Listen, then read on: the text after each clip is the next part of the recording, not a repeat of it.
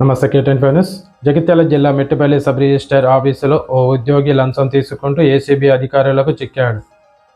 ఇబ్రహీంపట్నం మండలం తిమ్మపూరు గ్రామానికి చెందిన సుంకె విష్ణు అనే వ్యక్తి తన భూమి మట్కేజ్ కోసం సబ్ రిజిస్టర్ అసోఫుద్దీన్ను సంప్రదించారు.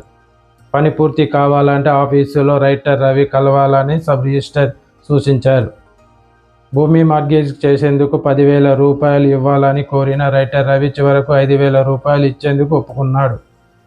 విష్ణు రవికి 5,000 రూపాయలు లంచం ఇస్తుండగా రెడ్ హ్యాండ్గా పట్టుకున్న ఏసీపీ అధికారులు సబ్ రిజిస్టర్ అసోఫుద్దీన్ను ఔటర్ సోర్సింగ్ ఉద్యోగి రవితో పాటు డాక్యుమెంట్ రైటర్ రవిపై కేసు నమోదు చేసి దర్యాప్తు చేపడుతున్నారు.